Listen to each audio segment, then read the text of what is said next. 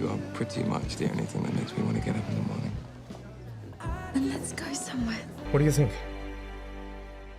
Tori nervous, but very handsome. Hi everyone, shalom, ciao, namaste.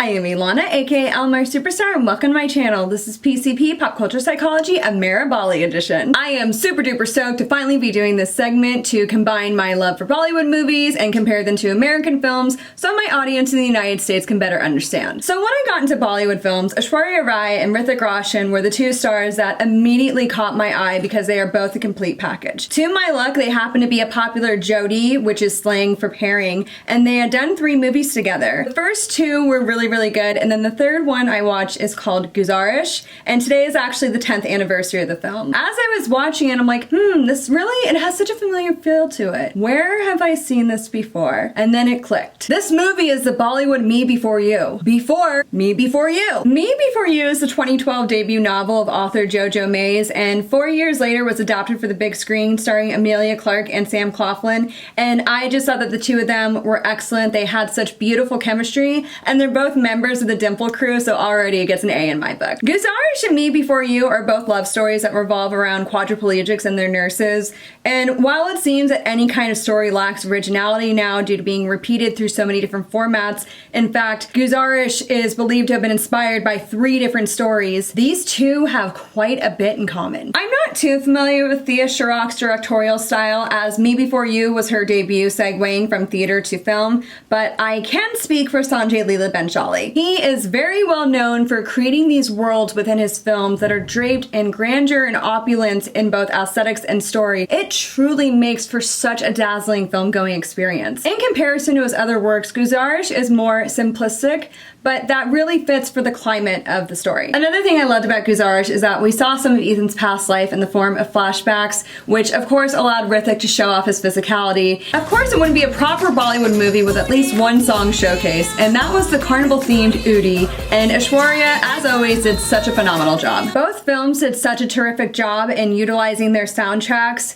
with Guzaarish having a blend of English and Hindi songs, and Me Before You incorporating contemporary artists such as ex-ambassadors and Ed Sheeran. It's actually interesting that these films kind of had the opposite effect of each other. While Guzaarish was very well critically acclaimed, it flopped at the box office, and Me Before You was not critically acclaimed but did extremely well. So now let's get into the similarities of these stories, starting with our protagonist. In Guzaarish, our protagonist is Ethan Mascarenhas, a renowned magician that became paralyzed after a magic trick went awry that was actually sabotaged by a rival magician. In Me Before You, our protagonist is Will Traynor, a successful banker that became paralyzed after being hit by a motorcycle. Will and Ethan had a lot to live for. They were young, they were handsome, they were wildly successful, and even despite their handicaps, they still managed to do well.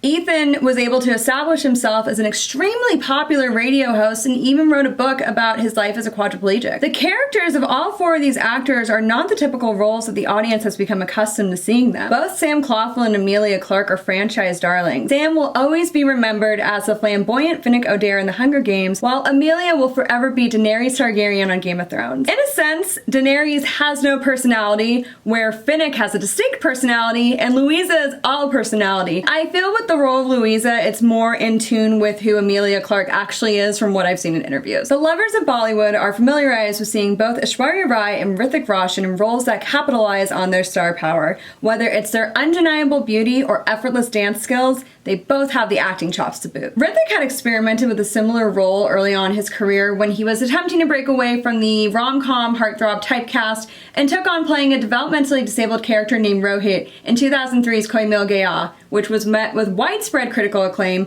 and really proved his versatility as an actor. Aishwarya had also been segueing into roles that provided more emphasis on emotional context, especially in comparison to her characters in the 2 other Sanjay Leela Bhansali films that she was in, the free-spirited Nandini and Hum Dil De Chuki Sanam, and the love-struck Paro and Devdas. In Guzaarish, Sophia is cold and overly protective in contrast to the pluckiness of Louisa in Me Before You. 3 of the actors also had physical injuries and ailments that probably helped them acclimate better to their roles. Sam Claflin suffered an ankle injury in his childhood that prevented him from pursuing a career in professional football. Hrithik was actually diagnosed with scoliosis at 21 years old and underwent brain surgery in 2013 to relieve a chronic subdural hematoma following an onset accident. Last year, Emilia Clarke revealed that she had 2 brain aneurysms, one not too long before Game of Thrones started and again in 2013. I feel like they probably channeled their past experiences to essay their characters and the vulnerability that they possess. With Louisa, it's a different kind of vulnerability because it's falling in love with someone that a future is not in the cards. I've noticed that a common personality trait in handicap portrayals is having a dry and sarcastic sense of humor.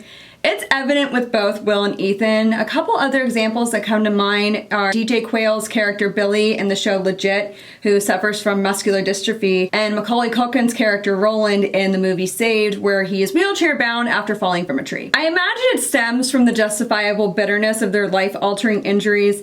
However, Ethan's humor is more lascivious, especially towards women. Sophia in particular, when he asks her to show her sexy legs and that will be his cure. Before the accidents, Will and Ethan had girlfriends, with Will's girlfriend eventually leaving him to marry his best friend and Ethan sending his away. Their love interests also have a significant other. Sophia's husband is incredibly abusive and Louisa's boyfriend is more interested in training for a triathlon than paying attention to her. The relationships are different. Sophia has been Ethan's nurse for 12 to 14 years. He's been paralyzed, and Louisa is just starting as Will's nurse. The latter relationship is further explored when Will comes out of his cynicism and embraces a friendship with Louisa that evolves into love, whereas Sophia and Ethan have a pre-established relationship. Me Before You has the romance as a central storyline, and while Guzaarish does have romantic elements, the main storyline revolves around obtaining the right for euthanasia. As I mentioned in part 1 of my series on Sushant Singh Rajput, India is a country that has a very high rate in suicide and happens to be illegal there,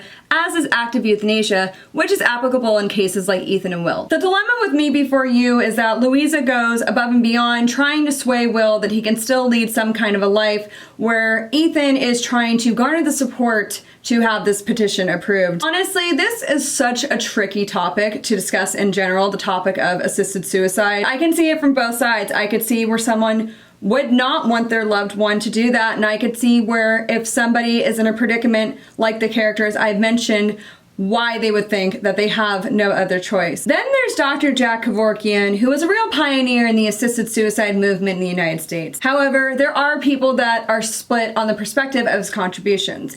There are some that think he is a hero that made tremendous headway in the movement, and there are some that think that he is a monster that was committing murder under the guise of playing God. I couldn't find anything on Guzaarish, but I do remember Me Before You caused quite a bit of controversy and some protests, with the portrayals making some people think that those that are disabled are nothing more than a burden on their families, and even advocating suicide. Jojo Mays did defend her work, saying that it was solely Will's decision to go to Dignitas assisted suicide and that she wasn't trying to send a message because no one else agreed with the choice of this one character. For Guzaarish, Sanjay Leela Bhanshali said that he wrote this because he felt that every person deserves to die with dignity. Both Will and Ethan are unwavering in their decisions that this is what they truly want to do, that they do not want to carry on, as there's virtually no chance of either of them gaining a semblance of their former lives, and how the course of their fate has changed and this is the only way they can take back their power. The anguish surpasses the fact that they can't even properly take care of themselves.